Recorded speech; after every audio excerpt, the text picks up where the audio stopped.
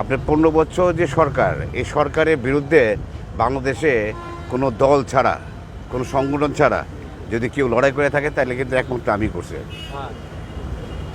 দ্বিতীয় কোনো ব্যক্তি কিন্তু নাই। এটা আমাকে একটার পর একটা মামলা আমাকে জড়িত করতেছে, আমি অসুবিধা নাই, আমি এটা হ্যান্ডেল করতেছি, আমি এটা প্রতিবাদ করতেছি, আমি লড়াই করে যাচ্ছি। আর আমার দুঃখটা হলো মানে আমরা কপাল খারাপ বাঙালি যে সবার আগে যে দেশটা মানুষের কেউ চিন্তা করে না। মনে করেন যে 5ই আগস্টের পরে আমরা সবাই ভাবছিলাম যে দেশটা মনে ডিফারেন্টভাবে যাবে, সবাই একসাথে হয়েছে। এখন আমরা দেখতে পারি যে জায়গায় জায়গায় আপনি এক একজন এক এক ধরনের কথাবার্তা। কেউ বলে যে আমাকে কালকে ইলেকশন করো, কেউ বলে যে আমার এটা লাগবে, কেউ বলে ওইটা লাগবে। বাট আমার অনুরোধ সবার কাছে শুধু একটা প্রশ্ন করে আর কি, দেশ আর আগে জায়গায় যেতে পারবে না, সবার আগে দেশ। কোনো দল টল সব বাদ দিয়ে সবার আগে দেশ আর কি। রূপগঞ্জ আমি সবসময় বলছি একটা পরিবার, ওখানে কোনো দল নাই।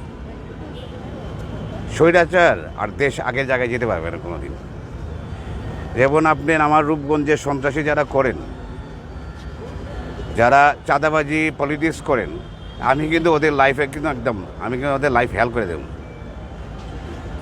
ওদের ভবিষ্যতে কিন্তু খুব খারাপ আছে কিন্তু। প্রধান ইজ ব্যাক। Thank you. আজকে এখানে কেন আসছেন? আমি আজকে আসছি ওই যে আমার ওই যে গাজী বাহিনীর গাজী হাবিব, পাপ্পা গাজী, যারা আমার জায়গা দখল করে রাখছিল না, ওই যে একটা সিগনেচার বানায়া একটা দলিল বানাইছিল না, চুক্তিনামা, কি বলে রেন্টাল চুক্তি, ভাড়া চুক্তিনামা বানাইছিল আর কি। ওটা যে আমার সিগনেচার না, ওটা প্রমাণ করার জন্য আমি আসি।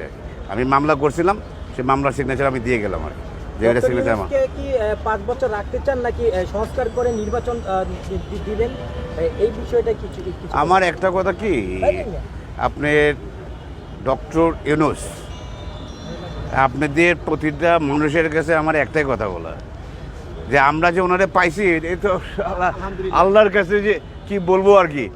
আপনার এই 55 বছর 54 বছর 55 বছরে আপনারা বলে যে ডেমোক্রেসি, আর কিসের ডেমোক্রেসি আপনারা দেখছেন?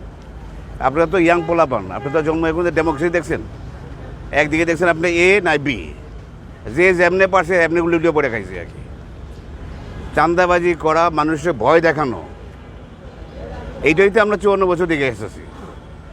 ডক্টর ইউনূস 5 বছর না, আমি ওই যে আমাদের ছাত্র জনতা যারা আছে, আমি তোমাদের তো থ্যাংক ইউ না, একসময় কিন্তু যারা জেল থেকে বাইরে আসছে তারা কিন্তু ওদের ধন্যবাদ করেছে, ধন্যবাদ থ্যাংক ইউ করেছে।